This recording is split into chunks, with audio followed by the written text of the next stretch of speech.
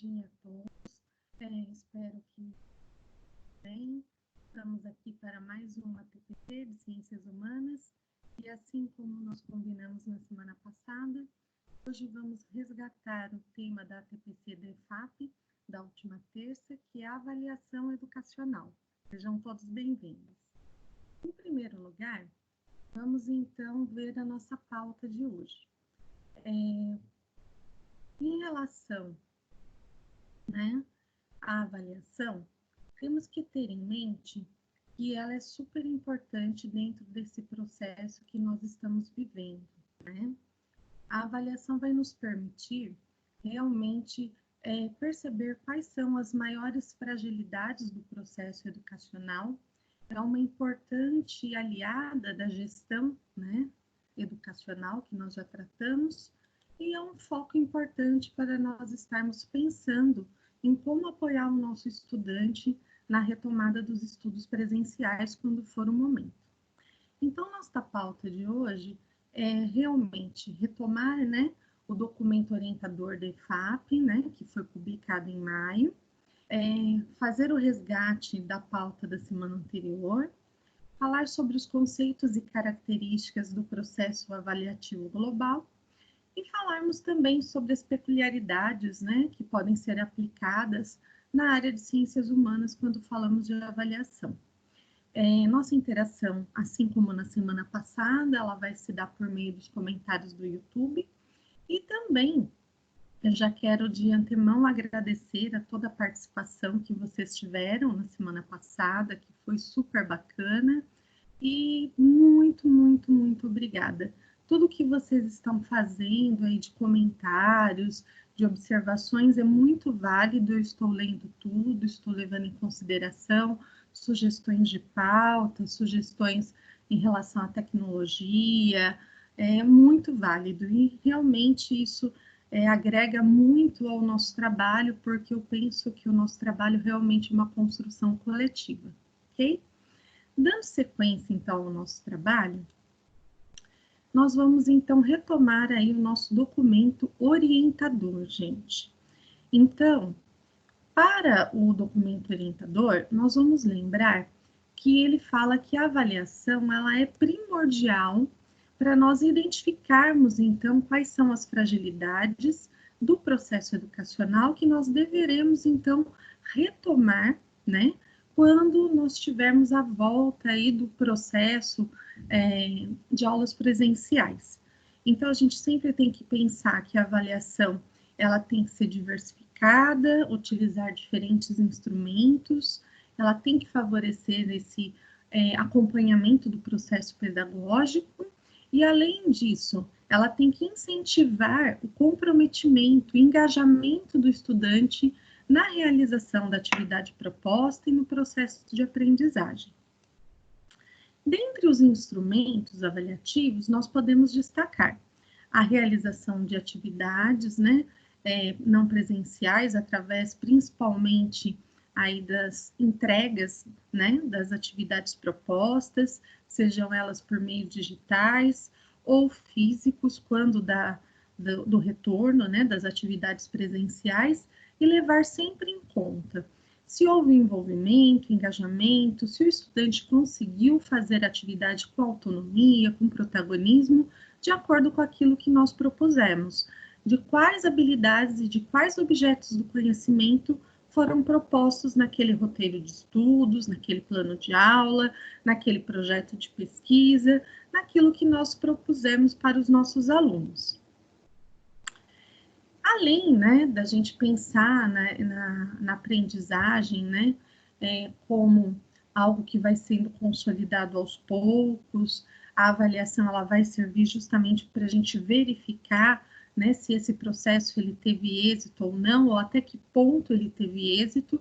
Nós temos sempre que pensar que a aprendizagem, quando ela está envolvida mão na massa, numa aprendizagem com metodologias mais ativas, elas vão realmente conseguir engajar mais o aluno, nas atividades propostas pelos professores, e essas atividades, a partir do momento que a gente propõe, né, um engajamento maior, uma metodologia ativa, ela pode ir além, né, das provas, né, ela pode estar ali tendo um rol de atividades mão na massa muito grande, como, por exemplo, mapas mentais, resumos, fichamentos, cartazes, né, histórias em quadrinhos, produções de texto, os memes que eles gostam tanto, os podcasts, como nós falamos nas ATPCs passadas, produção de pequenos vídeos, do Lapbook, que é aquele livro que pode ser tanto físico quanto virtual, que são imagens e pequenos textos, como se fosse um grande mapa mental, os folders e os questionários também. Então, a gente pode pensar numa gama de atividades onde nós possamos ali perceber, né, a ação do nosso aluno, sistematizando os conhecimentos, né, os objetos do conhecimento propostos pelos professores, pelo centro de mídias, para estar articulando, então, essa aprendizagem. Avaliações internas, pessoal. No documento orientador, lá destaca que as avaliações internas são muito importantes.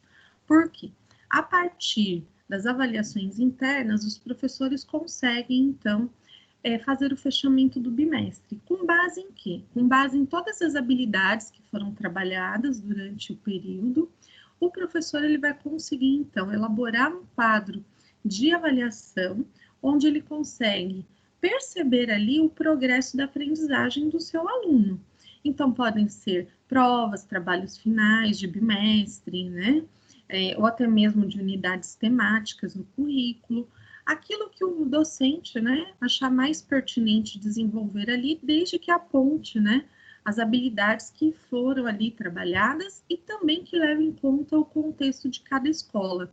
Porque, como a gente já falou anteriormente também, cada escola tem o seu próprio contexto, tem a sua realidade, e na hora que o professor faz a avaliação, ele deve sim levar isso em consideração.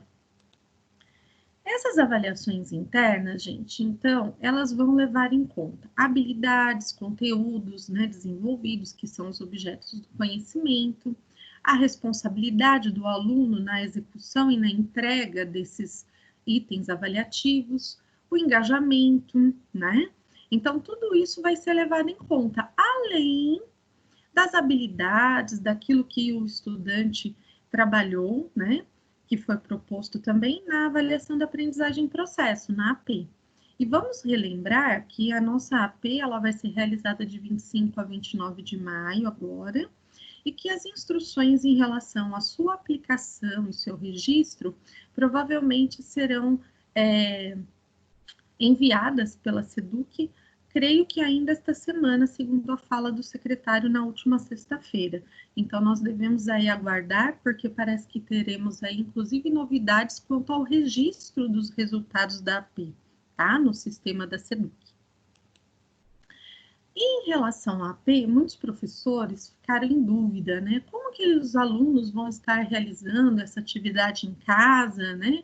Uma vez que são exercícios em quase que sua totalidade de múltipla escolha, o que o aluno vai, então, estar ali demonstrando de aprendizagem se ele está fazendo fora da escola, fora do espaço físico e da orientação ali do professor de forma direta. Então, uma possibilidade, né, de fazer realmente uma verificação se o aluno respondeu, se ele entendeu aquilo que ele respondeu, é que pedir, né, solicitar aos alunos que eles esbocem, né, a resolução das questões, de tudo que eles foram ali fazendo, passo a passo, para que o professor possa, então, ter acesso a esse mecanismo de verificação da linha de raciocínio do aluno, ao estar respondendo a AP.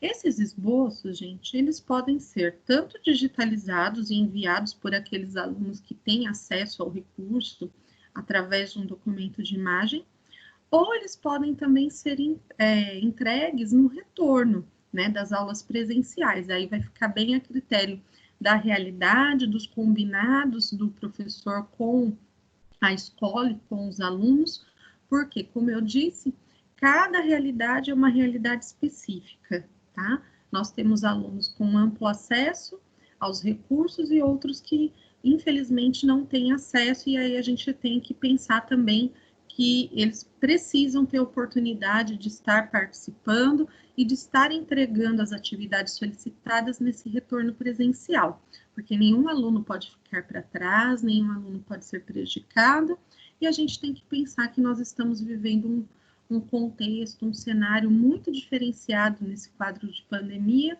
onde nós não temos certeza de nada, né? A única certeza, como eu coloquei anteriormente, né, a citação do Bauman, a única certeza é incerteza. Nós enquanto pessoas, né, não sabemos se estaremos vivos até o dia de amanhã, né? Então, quanto mais até o retorno das aulas presenciais, é tudo uma incógnita, né? Todos nós estamos aí sujeitos, né, ao imprevisto.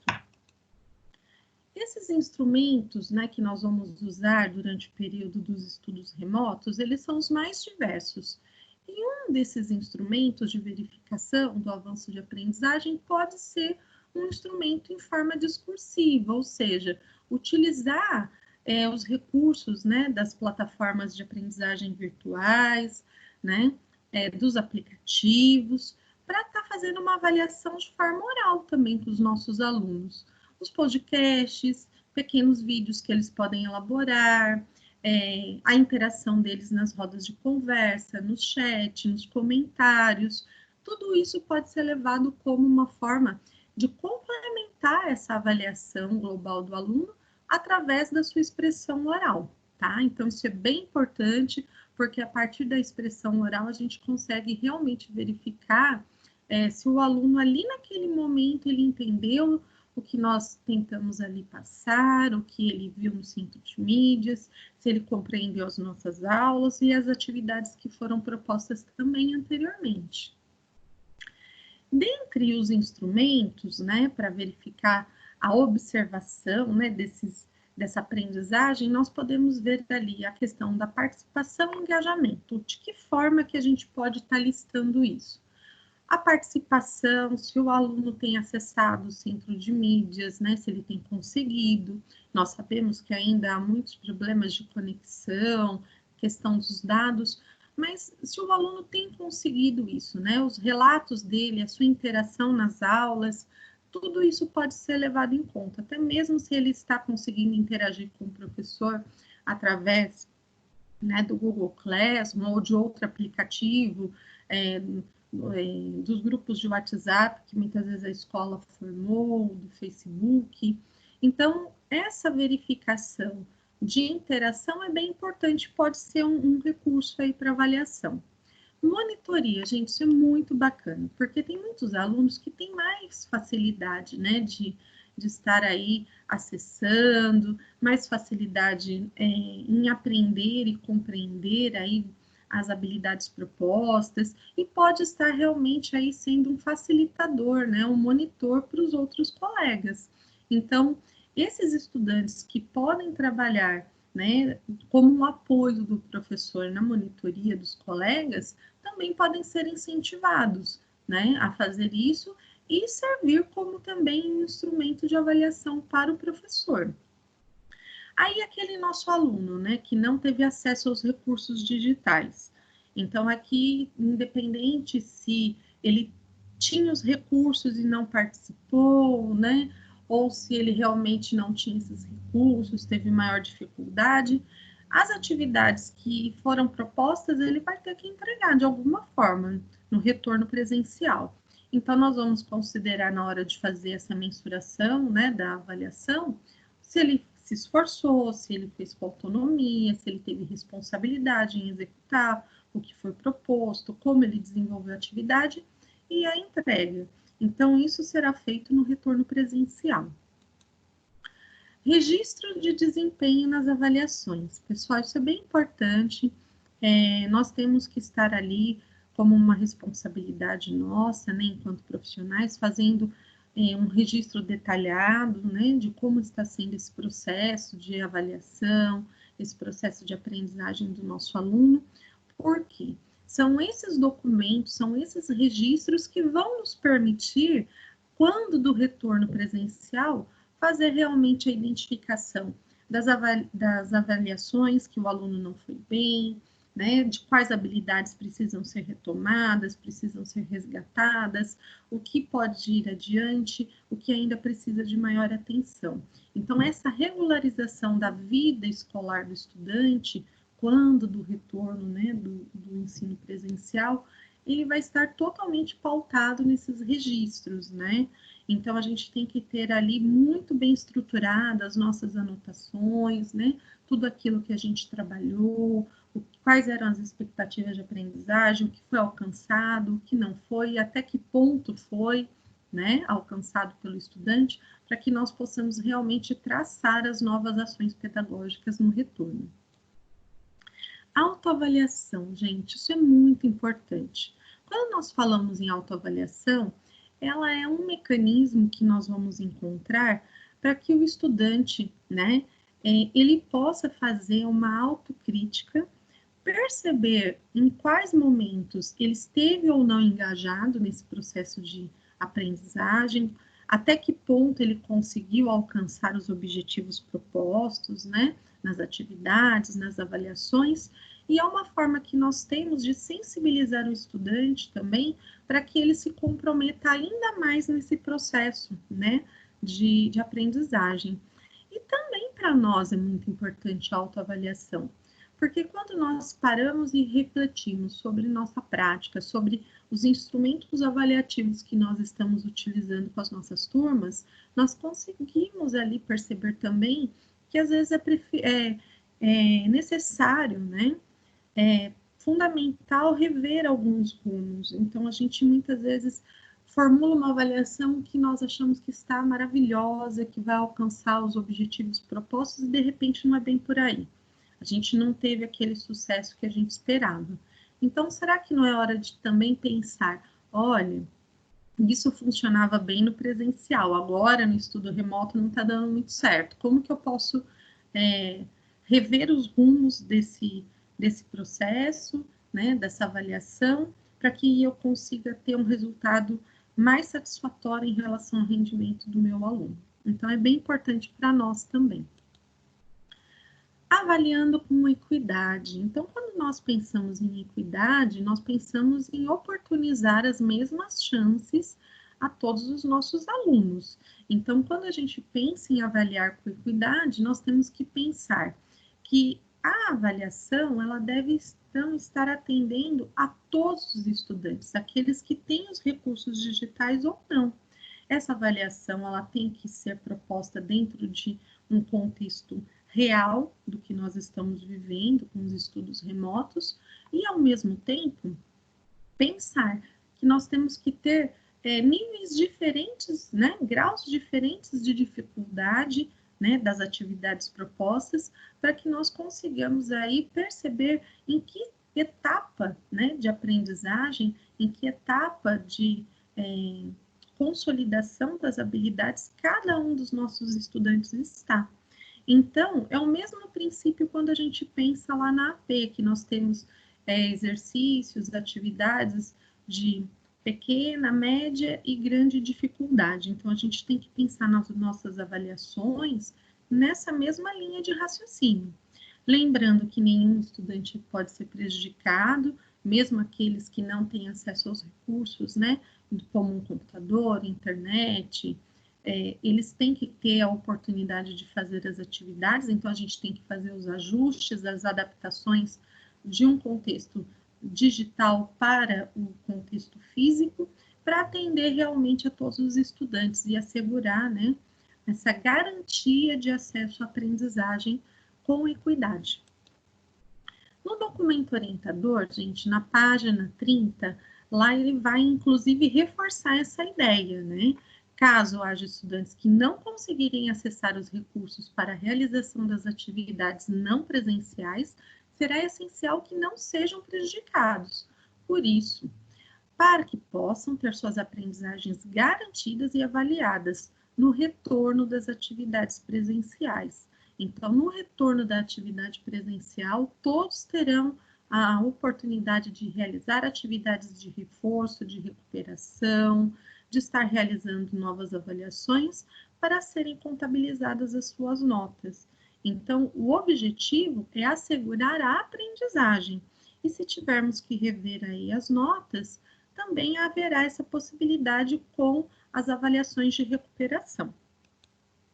Agora, eu queria falar um pouquinho sobre o processo de avaliação global. Então, a gente vai retomar alguns pontos da TPC da EFAP, e aqui eu quis, inclusive, trazer um novo autor, né, para a gente estar discutindo também, que fala sobre avaliação global, além da Jussara Hoffmann, né, do Lucchesi, que foram bastante citados na TPC de terça-feira passada da EFAP, eu quero trazer à luz aqui para vocês a discussão sobre o César Cole.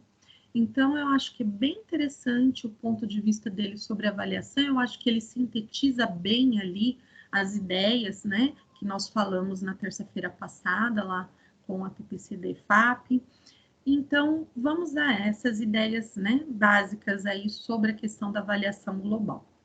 Para o César Cole, nós temos funções básicas, né? Na verdade, duas funções básicas sobre avaliação. A primeira é diagnosticar, né? Então, identificar que tipo de ajuda o nosso estudante ele precisa para conseguir progredir nas suas habilidades, né? Na aprendizagem de habilidades, de acordo com as suas necessidades específicas. E a segunda função fundamental é controlar, que é justamente verificar se esses objetivos de aprendizagem foram ou não alcançados, ou até que ponto foram, o que precisa ser retomado, o que precisa ser identificado, através, então, de novas oportunidades aí de aprendizagem. Para o César Cole, nós temos 3 tipos básicos de avaliação. A avaliação inicial, que nós também conhecemos como diagnóstica, a avaliação formativa, que também a gente pensa nela na avaliação continuada, né? E a avaliação somatória, que é a avaliação final. Então, tanto a avaliação diagnóstica quanto a avaliação formativa, elas têm um caráter mais qualitativo. E a avaliação somatória, um perfil mais quantitativo. Então, vocês percebam que os 3 tipos de avaliação, eles estão integrados, porque um depende do outro, né? Porque a partir da qualidade da aprendizagem, eu quantifico essa aprendizagem para poder fazer o quê? Os registros, para poder fazer a documentação, né, institucional, que é onde nós vamos ter ali a documentação da vida escolar. O César Cole, ele vai então classificar, né, ali a avaliação diagnóstico inicial como aquela que vai buscar verificar os conhecimentos prévios. O que meu aluno já sabe, o que ele tem ali de limitações e o que ele precisa superar, né, para que ele consiga ali avançar nas aprendizagens. Então, a gente avalia o quê? Os esquemas de conhecimento, ou seja, aquilo que vai ser relevante, os conhecimentos prévios do meu aluno, que ele precisa ter para continuar o processo de aquisição de habilidades, né? Esse processo de aprendizagem. Então, quando eu vou iniciar ali o meu ano letivo, eu faço uma avaliação diagnóstica de entrada, tanto a institucional quanto a interna da escola, né, do professor.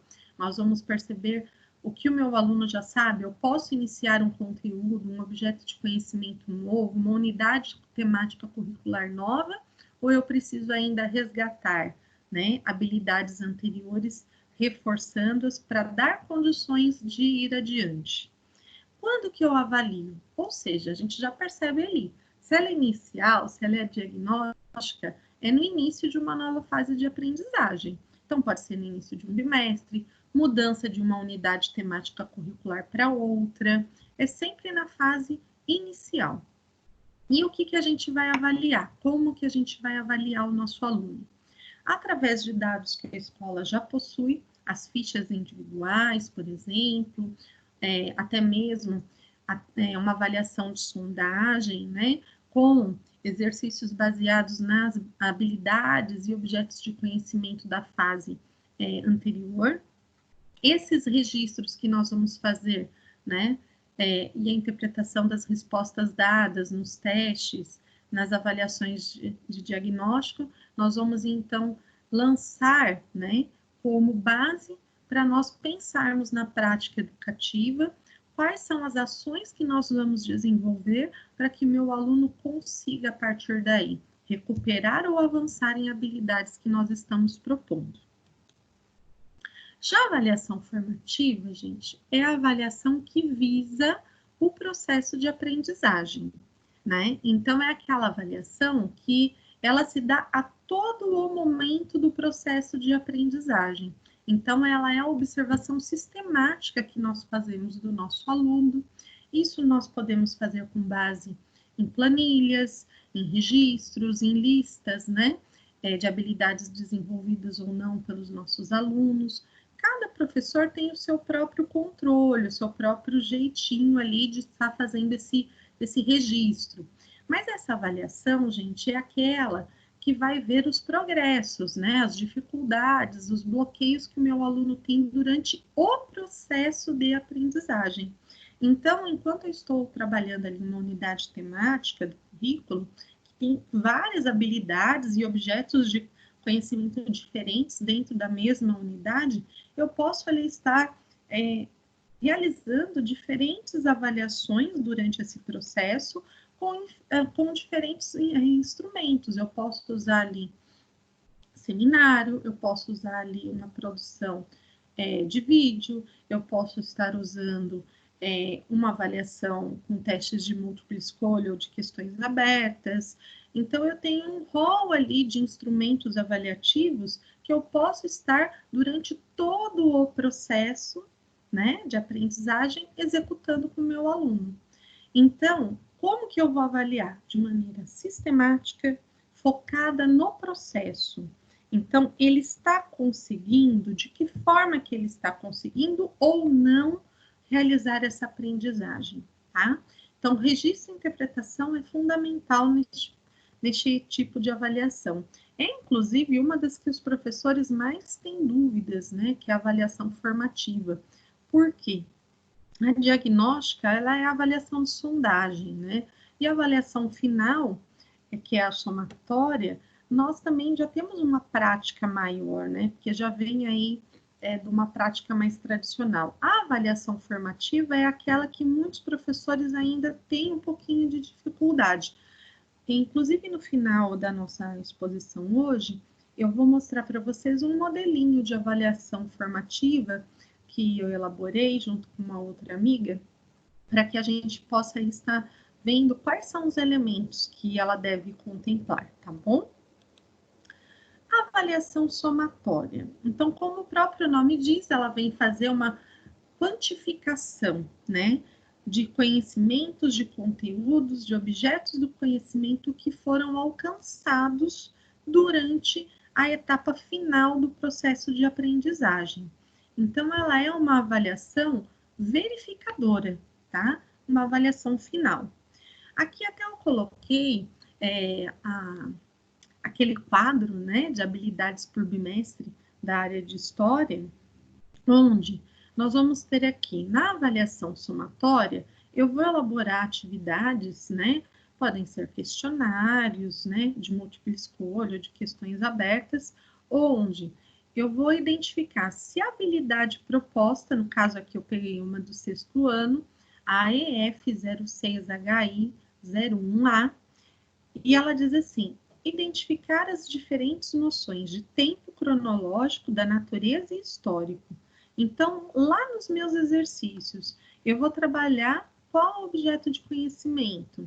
Então, eu trabalhei com o meu aluno a questão do tempo, sincronias, diacronias, o sentido da cronologia. Então, eu proponho exercícios que vão, então, mostrar se o meu aluno, ao final do período ali proposto de estudos, ele desenvolveu ou não essa habilidade. Ou outras também, né? Podem ter várias habilidades sendo avaliadas aí durante as nossas avaliações. E aí, gente, ela vai então quantificar quanto que o nosso estudante conseguiu ou não aprender. Ela é a que vai ser então aquele dispositivo onde eu percebi, junto com a avaliação em processo, que é a formativa, com a diagnóstica, ela vai, então, sistematizar as outras avaliações para quantificá-las, tá bem? E o que eu avalio na avaliação somatória? Os diferentes graus de aprendizagem. Então, ela é realmente uma avaliação final, de nível, né, de fim de período de bimestre, onde eu vou lá observar se tudo aquilo que foi trabalhado eu posso quantificar no último elemento ali avaliativo. Então, ela é a etapa do final do processo de aprendizagem. Então, através dos registros, observações, a interpretação das respostas e comportamentos dos meus alunos, as perguntas propostas e situações, né, de aprendizagem, eu percebo ou não se tivermos ali uma concretização, uma cristalização, né, das aprendizagens, das habilidades propostas. Agora, a gente vai perceber, como eu já falei agora há pouco também, né, mas de uma maneira mais clara, que a avaliação, gente, ela é um processo global da aprendizagem. A gente muitas vezes, inclusive quem está aqui na minha faixinha de etária, né, por volta aí dos 40 anos, um pouquinho mais, nós passamos por aquele processo de verificação da aprendizagem através de exames, que eram realmente muito pesados, né, eram praticamente um terror, né, para os alunos passar pelos exames finais. Muitas vezes a gente tinha esses exames só ao final do bimestre e era um terror, porque se você fosse mal no último exame, muitas vezes você ficava, inclusive, retido, né, na série. E agora a gente tem uma outra ideia de avaliação, como a própria Jussara Hoffmann, né, o Lucchesi, o César Kuhn e até mesmo o Zabala, eles falam em avaliação de habilidades e competências, mas de uma forma integrada, né, durante todo o processo de aprendizagem. Então, nós vamos notar que nós estamos percebendo ali que é uma mudança de foco. Eu vou avaliar a competência, a habilidade que meu aluno conseguiu aprender e desenvolver, e não mais se ele memorizou, né, conteúdos. Então, é uma avaliação que realmente é significativa. E ela, então, é integrada pelos 3 elementos, né, ali interligados, complementares, que são os 3 tipos de avaliação: a diagnóstica, a formativa e a somatória ao final. Então, o professor, através desses 3 momentos de avaliação, ele consegue colher ali, né, elementos onde ele toma ali uma visão geral sobre como o aluno aprendeu, que dificuldades ele teve, que possibilidades que ele vai ter ainda de alcançar as habilidades propostas. Então, tanto o professor quanto a escola conseguem ali de uma maneira mais harmônica perceber as necessidades educacionais do aluno para poder fazer um apoio realmente que funcione, né? Que é resgatando, incentivando, engajando o meu aluno a aprender. Então, a avaliação, ela é todo um processo, né? Ele visa ali ver o todo. Então, não tem a questão só se o aluno acertou ou errou e para ali. Não, é refletir sobre os erros e acertos, pensar na avaliação como algo que é global realmente, porque através dos erros dos meus alunos, eu consigo também repensar a minha prática, a minha ação pedagógica, eu consigo identificar as fragilidades e os pontos fortes, e se eu vou adiante ou não, se eu preciso resgatar ali conteúdo, se eu preciso resgatar ali algumas competências, algumas habilidades, para que realmente o meu aluno tenha uma aprendizagem efetiva. Então, a avaliação, gente, ela tem que ser algo do todo. Quando eu vou fazer a minha nota de bimestre, eu creio que a maioria de nós já faz isso há algum tempo, nós pensamos no aluno durante todo o processo de aprendizagem daquele bimestre, e não apenas nas provas finais. Então, por isso que a gente fala desse processo global, né? A nota do meu aluno, ela reflete ali todo o seu processo de aprendizagem naquele período avaliado, e não apenas as avaliações pontuais, tá bem? Vamos falar um pouquinho também sobre a questão da avaliação e as ciências humanas. Eu tenho aqui 4 recomendações que são bem válidas, que a gente pode, inclusive, estar discutindo também, porque eu gostaria, inclusive, que vocês falassem um pouquinho das suas práticas pessoais de avaliação, para estarmos trocando ideias. Vocês podem estar fazendo esses apontamentos aí nos comentários. Tem muitos colegas que são novos na docência, nós temos observado isso bastante durante o processo de avaliação da DI, muitos novos professores que estão, inclusive, trazendo, né, todo esse rol metodológico, né, mas que às vezes não tem a prática na sala de aula, né, ainda consolidada, porque estão ainda nesse processo aí de interação com os alunos. E nós temos professores com ampla experiência, que podem estar relatando as suas dificuldades, os pontos fortes que foram desenvolvendo ao longo da sua prática, para que nós possamos, então, realmente fazer essa construção coletiva e refletir um pouquinho sobre a avaliação, né, no nosso dia a dia. Primeiro ponto da recomendação, gente, é a observação sistemática. Então, trabalhar realmente visando que o meu aluno tenha atitudes de autonomia, de protagonismo, de engajamento, e eu vou observar isso e fazer os meus registros, né? Então, por exemplo, eu posso elaborar um portfólio de participação do meu aluno. Esse portfólio ele pode ser tanto físico quanto digital. Eu posso elaborar fichas de acompanhamento, onde eu coloco ali um checklist se ele participou da aula ou não. Tem, inclusive, alguns professores, amigos meus, né, da nossa área, que fazem isso há um bom tempo e fazem muito, assim, debates, rodas de conversa, e onde um dos principais instrumentos de avaliação, inclusive, é justamente essa checagem, né, essa observação sistemática dessas atitudes do aluno, da sua autonomia, do engajamento nessas discussões, somado às outras avaliações, né, escritas ou em produtos finais, projetos, né, mas é bem interessante, porque às vezes aquele nosso aluno, ele tem uma dificuldade maior em fazer um registro por escrito, mas ele tem facilidade na oralidade, então é bem interessante a gente estar levando em conta, né, principalmente na nossa área de ciências humanas, onde a gente parte muito da questão da reflexão, da discussão, da expressão oral, utilizar esses mecanismos para estar também fazendo ali a nossa avaliação. Segundo ponto, né?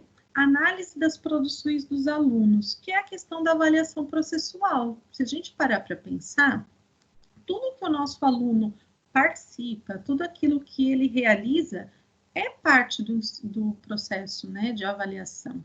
Então, as suas interações, né, as suas produções, as leituras, produção e interpretação de textos, as leituras e interpretações de imagens, tudo que ele faz durante os projetos que nós propomos, né, os roteiros de estudo, as situações de aprendizagem, tudo isso pode ser considerado como parte desse processo avaliativo, né? E não só aquilo que ele entrega no final.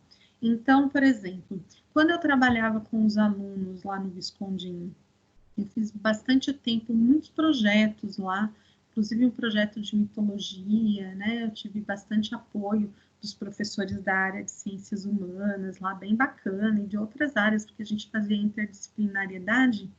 Uma das coisas que eu levava bem em conta durante o processo de avaliação era o engajamento, né? Eram o que os alunos produziam, porque como tinha expressão oral, às vezes o aluno era tímido, mas ele trabalhava na parte de confecção dos elementos, né, do produto final. Então, tudo era avaliado, né?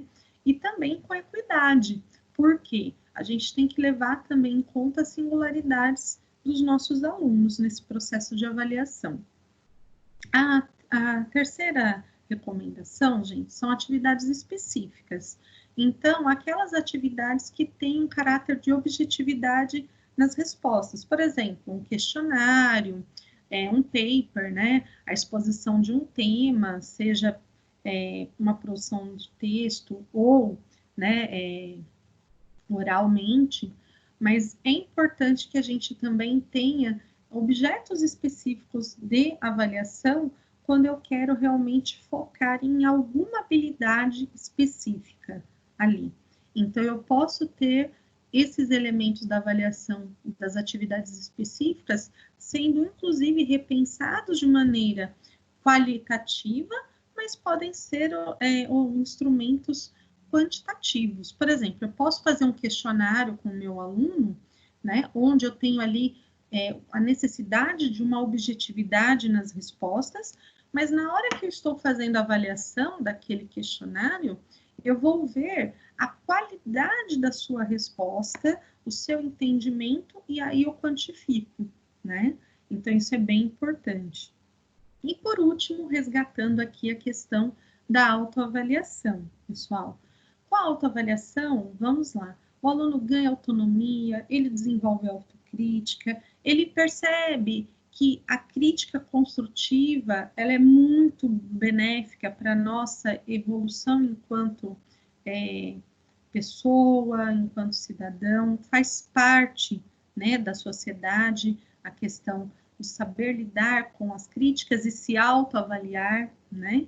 Então, isso é bem interessante, é inclusive um dos critérios usados na avaliação da disciplina do Inova, projeto de vida. Quem não teve ainda oportunidade, dá uma folhadinha no material, né? Tem inclusive no site da diretoria de ensino, na abinha lá do Inova, tem os cadernos do aluno, os cadernos do professor. No final do material, tem lá a avaliação por rubrica, né? Então, você tem ali a questão do engajamento, da autonomia, da autoavaliação do aluno, onde ele consegue mensurar esse engajamento dele, o seu protagonismo, o que falta melhorar, e isso é bem interessante. É bem bacana, por exemplo, ao final do bimestre, nós termos ali um momento para que se faça essa autoavaliação, porque é uma forma de sensibilizar o aluno para que ele perceba os seus pontos fortes, perceba os seus pontos ainda de fragilidade, para que ele tenha ali a motivação de buscar, né, fortalecer o que já está bom e aí desenvolver aquilo que necessita de atenção, né? Os alunos sempre falavam nas aulas, né, sobre a questão da inteligência emocional, falavam, professora, a gente precisa, né, pensar, né, de uma maneira diferente, fora da caixa. E por que, então, não pensar de uma maneira fora da caixa quando nós falamos de avaliação? Pensar a avaliação como um todo, pensar em autoavaliação, pensar na valorização do processo, né? É isso que realmente os autores citados, né, tanto na TPC-DEFAP como que eu trouxe hoje, eles procuram aí evidenciar. E o documento orientador, ele vem resgatando, né, essa questão da importância da avaliação global, dos registros, do engajamento, da adaptação da avaliação ao contexto, né, de estudos remotos, e a importância que vão ter essas avaliações realizadas nesse processo quando a gente tiver aí o retorno, né, das atividades presenciais. Então, fica aqui um convite para uma reflexão, uma autoavaliação sobre os instrumentos que nós estamos utilizando, sobre a perspectiva que nós fazemos aí da avaliação, das reflexões, para pensar realmente o que é mais importante, né, neste momento, em termos de avaliar os nossos alunos, tá bem? Então, meu muito obrigada. Só aqui, relembrando, eu vou mostrar agora, né, o exemplo de avaliação formativa, mas já quero agradecer de antemão, né, todos os comentários que vocês estão fazendo aí no YouTube, pensarmos de maneira coletiva, pensarmos realmente que avaliar é algo que é complicado, mas que nós temos que muitas vezes buscar, inclusive, dialogar com os nossos pares, A avaliação interdisciplinar é algo bem interessante também, principalmente neste contexto, gente, de estudos remotos. Pensar numa avaliação integrada com outro colega de área pode ser muito bacana. Por quê? Nós podemos ter ali um engajamento maior, às vezes, na aula de filosofia ou de sociologia, que às vezes eu, em história, não estou conseguindo alcançar. Mas eu posso tentar alinhar as habilidades, as competências que estão sendo trabalhadas entre as disciplinas e poder ali elaborar uma avaliação que converse com toda a área de ciências humanas. Isso facilitaria, inclusive, a percepção que o aluno tem das ciências humanas como um todo, né? E não nessa questão de conhecimento fragmentado, e nós poderíamos ali estar nos ajudando enquanto profissionais para fazermos essa avaliação global do nosso aluno. É uma coisa a se pensar e a se conversar entre os nossos colegas ali na nossa unidade escolar, tá bem? Eu vou compartilhar agora a tela com relação à avaliação de modelo, tá bem? Só um minutinho. Deixa eu trocar aqui a nossa tela. Aqui. Vamos lá. Eu coloquei esse quadro, gente, porque ele é bem importante. Quando nós falamos, né, sobre a avaliação ter elementos bem claros, é importante que o aluno saiba o que é que está se pedindo dele nessa avaliação. Quais são as expectativas, né, de aprendizagem ou expectativa de aprendizagem que o nosso aluno ele tem que alcançar ali. Então, eu coloquei para vocês um exemplo de uma atividade avaliativa do segundo ano do ensino médio sobre o objeto de conhecimento da Revolução Industrial Inglesa. Então, aqui está apoiado nas expectativas de aprendizagem, nas habilidades do currículo vigente. Então, olha lá, reconhecer a importância da divisão do trabalho para o processo de Revolução Industrial, identificar o significado e as consequências da divisão do trabalho para o trabalhador industrial e reconhecer que os processos de formação e transformação das instituições político-sociais são resultados de lutas coletivas. Então, aqui eu pensei no quê? Em trabalhar com fontes, né, textuais. Então, aqui eu tenho um texto chamado Operários da Inglaterra. Esse texto ele vai, então, ter ali um caráter do eu lírico, então, a questão do poema, né? Como que eu tenho a representatividade ali dos sentimentos desse trabalhador em relação às classes dominantes.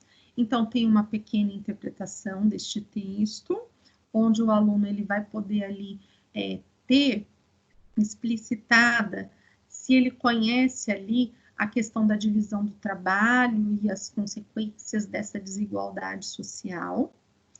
Temos também uma segunda fonte de texto, que se chama As Fábricas Inglesas e os Usos e Significados do Relógio, que é a questão, né, da capitalização do tempo. Então, aqui tem uma outra fonte para análise e interpretação. A terceira atividade é com base nessa citação do livro A Era das Revoluções, do Eric Hobsbawm, onde nós vamos também, com esse trecho da fonte 4, né, de uma canção de protesto dos operários, estar pensando sobre as questões ali da exploração e também sobre as lutas sociais.